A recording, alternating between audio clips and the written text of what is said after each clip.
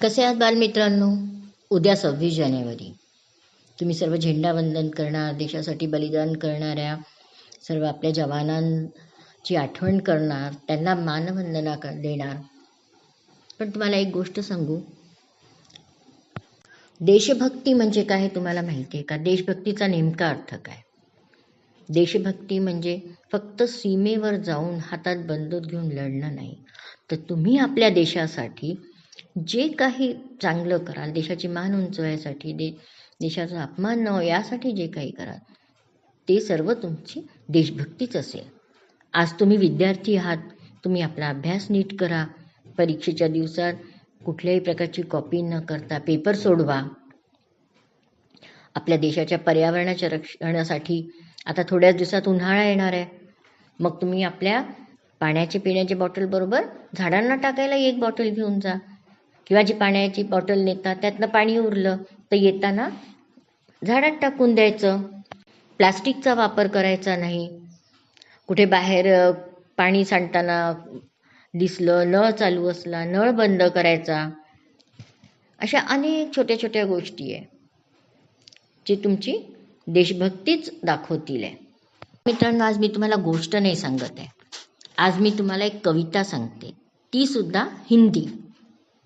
मला काय वाटतं माहिती आहे, आपण काहीही वाचतो, चांगलं ऐकतो, मग ते कुठल्याही भाषेतलं असो, ज्यांना ती भाषा येत नाही त्यांनासुद्धा जर का आपण त्याचं भाषांतर करून सांगितलं, ते चांगले विचार कोणापर्यंत पोहोचवले तर किती चांगलं.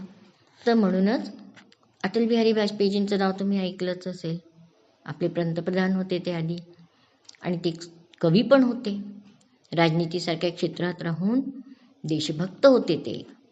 त्यांनी खूप सुंदर कविता लिहिल्या आहेत. त्यातलीच माझी एक आवडती कविता, हम जंग न होने देंगे. आपण बघतोय आज सगळीकडे युद्ध चालू आहे. अमेरिका लढतोय, पाकिस्तान लढतोय, सगळे एकमेकावर बम फेकून राहिले. तर अशा ह्याच्यात ते म्हणतात, हम जंग न होने देंगे, विश्व शांति के हम साधक हैं, जंग न होने देंगे. कभी न खेतों में फिर खूनी खाद फलेगी, खलिहानों में नहीं मौत की फसल खिलेगी. आसमान फिर कभी न अंगारे उगलेगा, एटम से नागासाकी फिर नहीं जलेगी.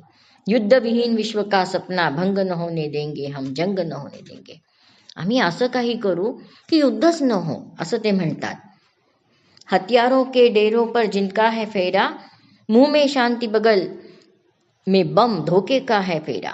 कफन बेचने वालों से कह दो चिल्ला कर, दुनिया जान गई है उनका असली चेहरा.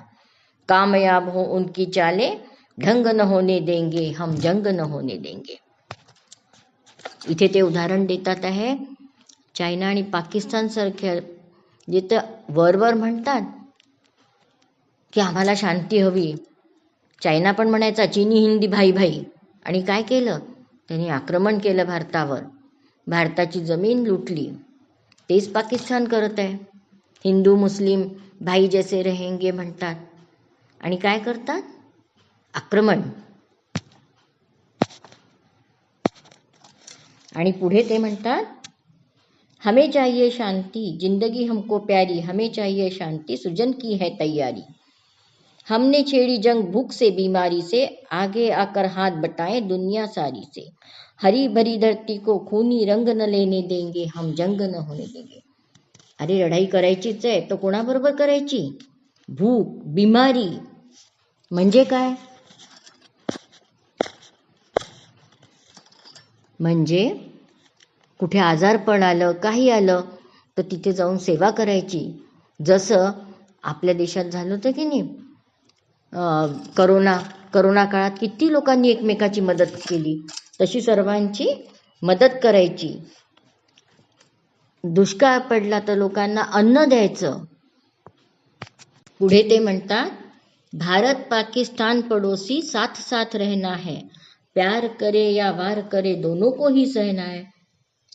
म्हणजे तुम्ही वार केला तर दोघांनाच नुकसान होतं ना. युद्धात एका पक्षाचं नुकसान होतं का? जो हारतो त्याचेही सैनिक मरतात, जो जिंकतो त्याचेही काही सैनिक मरतात. 3 बार लड़ चुके लड़ाई, कितना महंगा सौदा. रूसी बम हो या अमेरिकी, खून एक बहना है. जो हम पर गुजरी बच्चों के संग न होने देंगे, हम जंग न होने देंगे. काय बालमित्रांनो, आवडली नाही कविता? असंच तुम्हाला काही चांगलंसं तुमचे वेगवेगळ्या भाषेचे मित्र असतील, त्यांच्याकडून काही ऐकायला मिळालं तर त्यांना म्हणायचं की आम्हालाही आमच्या सोप्या भाषेत समजव. कराल ना? चला तर मग पुन्हा भेटूया अशाच एखाद्या छानशा कविते किंवा गोष्टीसोबत. तोपर्यंत बाय.